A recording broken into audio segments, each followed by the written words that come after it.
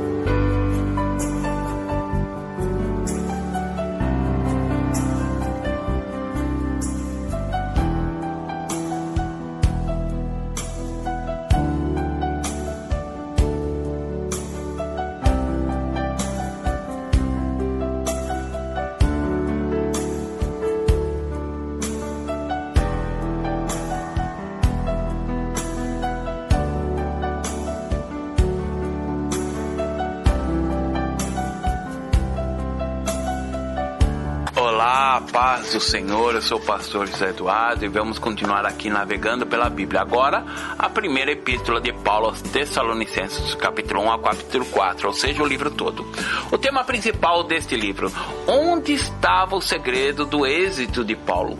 O apóstolo se preocupa por uma cidade que uma vez o expulsou. Um evangelista contemporâneo se lamentava quando o apóstolo Paulo visitava sua cidade. Seus moradores iniciavam distúrbios. Quando eu visito, servem refrescos. A igreja de Tessalônica, como muitas das igrejas de Paulo, nasceu em meio de violentos distúrbios. Uma distante de população se sentiu ofendido pela obra de Paulo e o expulsou da cidade, acusando de perturbar o mundo inteiro. Atos capítulo 17, verso 6. Em geral, as pessoas não causam distúrbios sem alguma boa razão, e no caso de Paulo as tinham. Em quase todos os lugares que visitava, brotava uma igreja entusiasmada que causava zelos às instituições judaicas e romanas.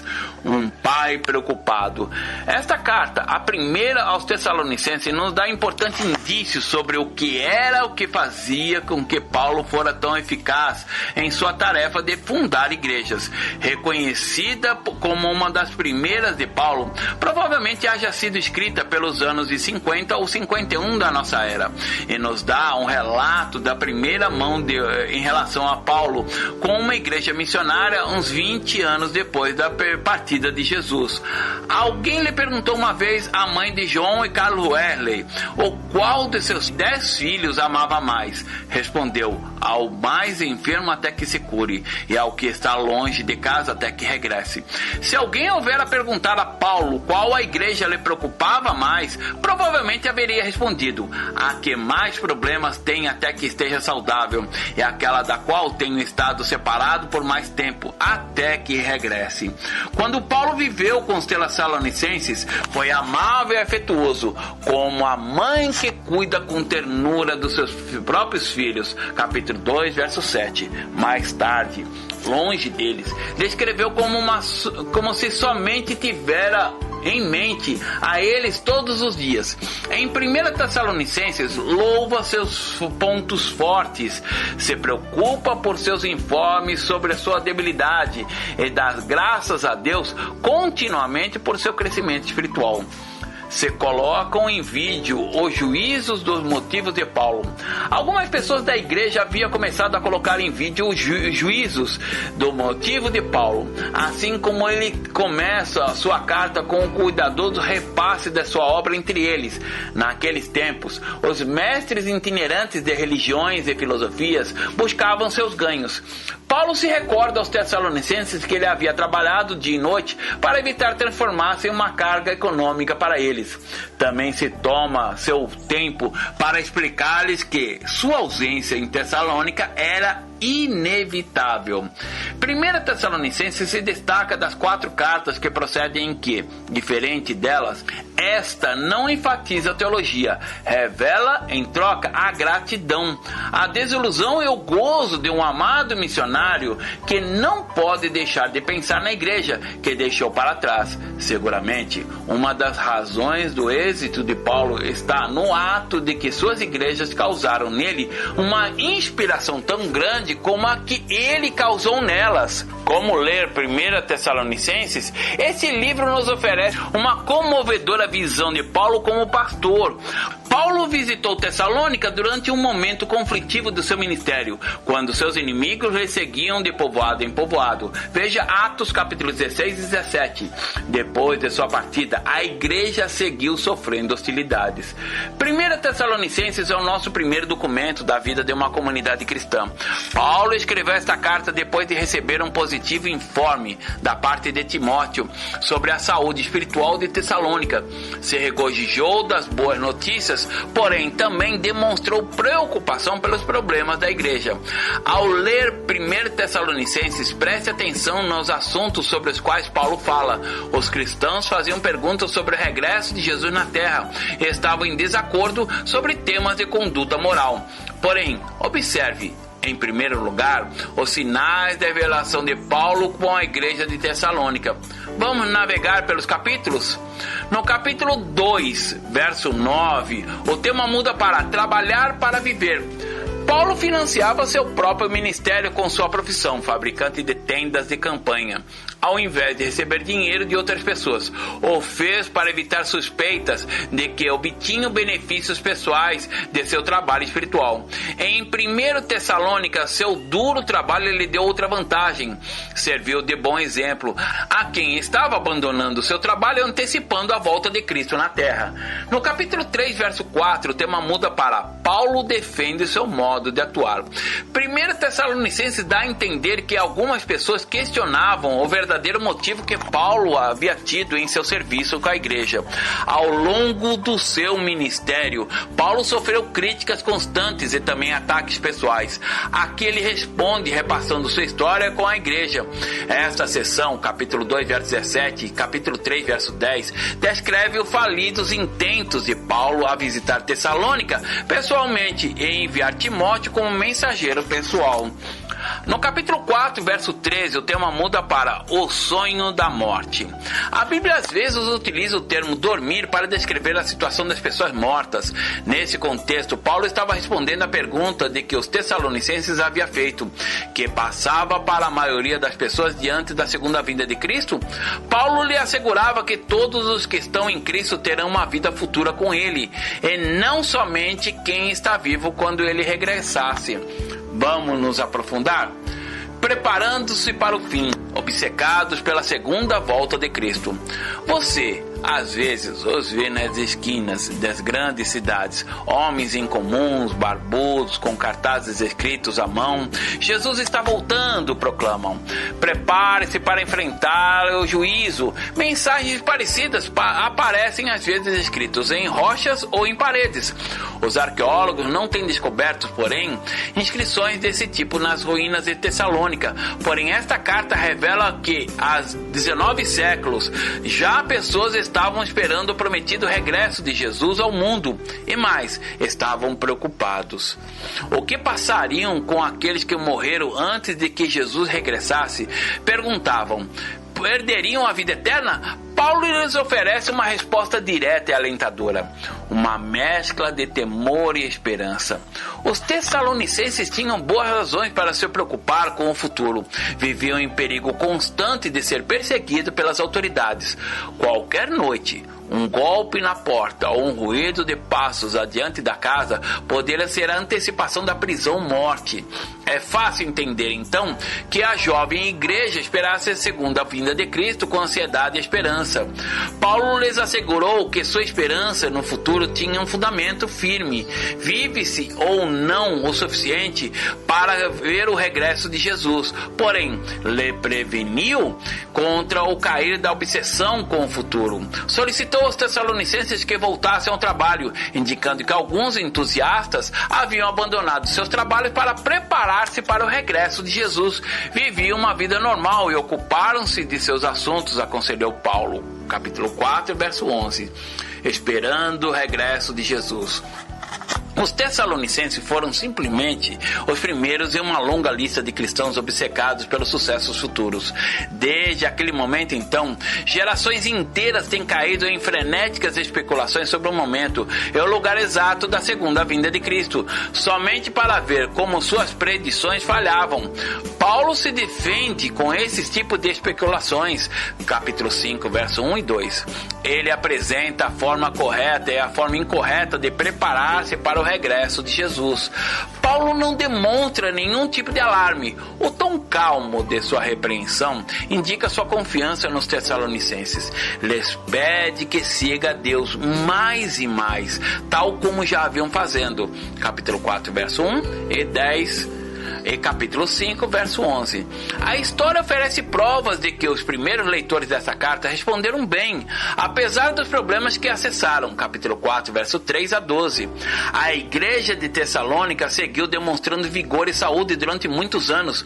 Os cristãos desse lugar seguiu sendo tão fiéis, apesar das perseguições, que a cidade chegou a ser conhecida como a cidade da reta doutrina. Vamos à reflexão de nessa condição. Paulo já escreve à igreja de Tessalônica, uma cidade que foi expulsa, claro, porque Paulo, onde chegava, ele tinha tanta convicção. Você expõe aquilo que você tem convicção, a experiência que você tem. A experiência de Paulo com Jesus, sua vida espiritual, era tão forte, tão íntima, que aonde ele chegava, nasciam pessoas que queriam seguir e ter o mesmo exemplo. As pessoas não seguem. Aí, claro, né? Qualquer seita teria receio de uma pessoa dessa que vem trazer as verdades. Por quê? As pessoas, quando veem a verdade, a pessoa, quando segue uma religião, segue uma seita, ela não tem certeza daquilo que está pregando. E quando a gente tem Jesus, a gente tem conhecimento, tem experiências que ninguém pode tirar. Ainda que você fale, que as pessoas falam assim, uau, ele está falando coisa profunda, mas ele não tem certeza. Quando você faz pergunta à pessoa, ela não tem certeza, não tem conhecimento, ela não tem profundidade, não sei disso, não sei daquilo, e fica nessa condição de falta de verdade. Você tem que prestar atenção nessa condição de que Cristo, quando vem, ele traz a liberdade, ele traz a verdade, ele traz a revelação. E nós devemos ficar atentos a tudo isso quanto às verdades de Cristo. A Tessalonicenses queria alcançar uma verdade. Eles tinham a reta doutrina, apesar de ter os grupos que queriam batalhar, quebrar a doutrina, o ensinamento de Paulo. Mas eles eram fiéis. Mas claro, como qualquer grupo, ficavam atentos às coisas. A Tessalônica foi uma das igrejas que mais teve excesso de fé na situação assim da quanto à volta de Cristo. Tinha muitos que deixavam de trabalhar para poder esperar. Então, para que eu vou trabalhar se Cristo vai vir e vai ficar tudo aí? Então a pessoa achava isso errado. E nós devemos, a Bíblia fala muito claro, e Paulo ensinou isso, que nós devemos ser fiéis até o fim, não no durante, não no fim, parar com tudo e ficar esperando sentado, mas estar vivendo, estar correndo, estar fazendo as coisas na esperança que somos fiéis e que Jesus pode vir a qualquer momento, independente da hora, do dia e do local. E eles queriam saber esse local, e isso trazia uma brecha para que outros viessem a querer ensinar coisas erradas. Eles tinham temor e tinham essa preocupação quanto à vinda de Cristo. Qual é o problema de hoje em dia, né? O grande problema que muitas vezes as pessoas... Paulo trazia ensinamentos que às vezes as pessoas não tinham um grande conhecimento e faziam a tradução, e era propício às seitas fazerem traduções erradas. Então, nós devemos ter certeza que Cristo vai vir. Independente do nosso poder, de nossa condição, nós devemos ser encontrados fiéis. E Tessalônica tinha esse problema de querer ser. Quantas igrejas hoje falam, nossa, que Jesus vai voltar? Existe até uma seita aí que deu datas 3, 4, 5 vezes e não foi confirmada. E ainda continua em pé, né? Tem pessoas que ainda seguem essas seitas de uma forma louca. Não foi dessa vez, vai ser da próxima. Jesus não deu essa data. Nem Jesus, nem os anjos, ninguém, somente Deus sabe quando vai acontecer.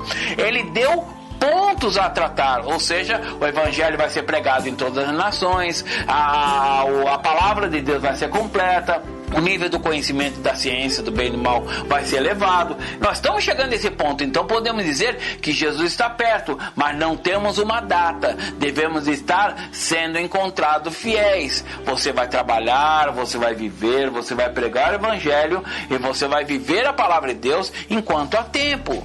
Então, nós devemos tomar cuidado quanto a novos ensinamentos sobre a vinda de Cristo. Cristo vem. Querendo sim, querendo não. Querendo que você creia que vai vir hoje, amanhã, mas ele vai vir um dia. Não importa. A esperança deve ser mantida em nossos corações. E você não deve acreditar em situações ou seitas que falem. Paulo tinha essa preocupação com a sua igreja, né? A igreja que foi expulso quando chegou para pregar, porque os religiosos não queriam, que ele era entusiasta demais, né? E arrebatava muitas pessoas.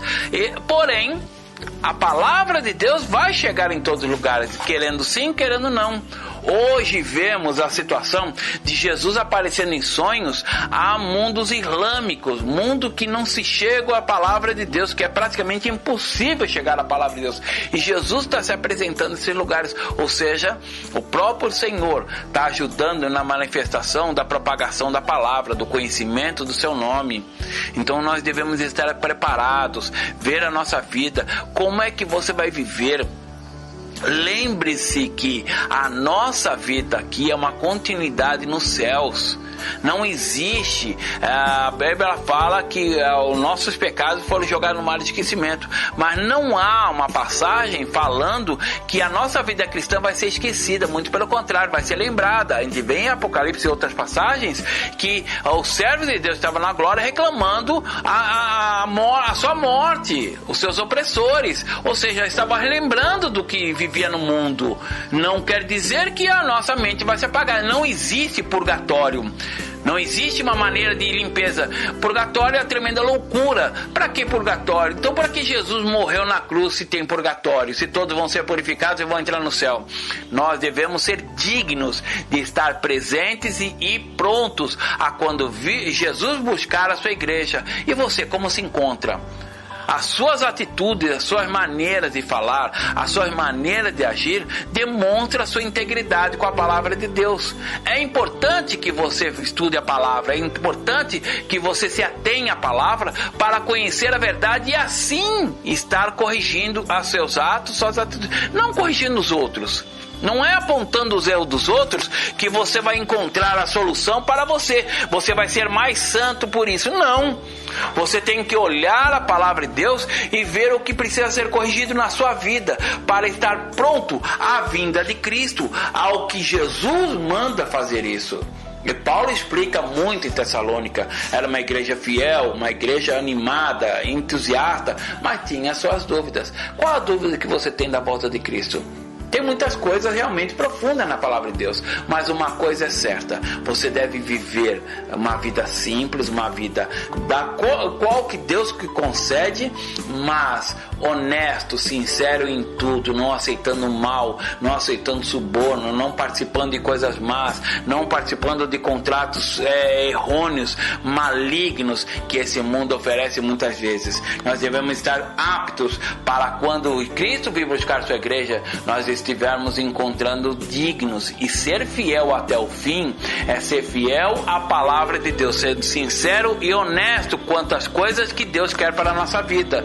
E a palavra de Deus nos ensina sobre esse ensinamento, que você possa aprender da palavra de Deus, a conhecer os seus erros, suas falhas, e estar pronto cada dia mais, digno da presença do Senhor Jesus. Que Deus te abençoe poderosamente, que o Senhor possa continuar falando do seu coração, possa transformar seu coração até a vinda dele, quando nos encontraremos na glória, e ali nos regozijaremos completamente e teremos o completo em tudo no Senhor, nos alegrando no Senhor. Que Deus te abençoe poderosamente. Até a próxima lição. Deus abençoe. A paz do Senhor.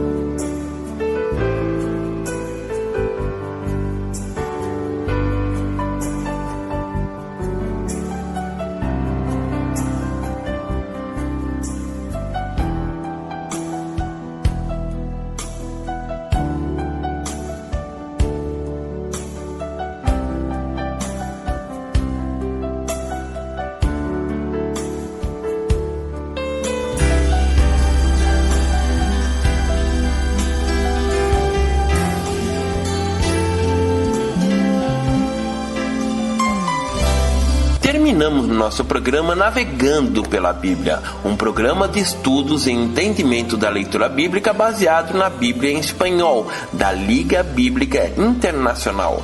Antiga versão de Casiodoro de Reina, é revisado por Cipriano Valera com referências. Você também pode assistir a esse programa em diariodeummissionario.iolasite.com e também no blog navegandopelabiblia.blogspot.com. Tendo qualquer dúvida, nos escreva tvmissões@gmail.com. Locução, radialista e jornalista José Eduardo. Produção, Comunicadores Sem Fronteiras Brasil. Até o nosso próximo programa.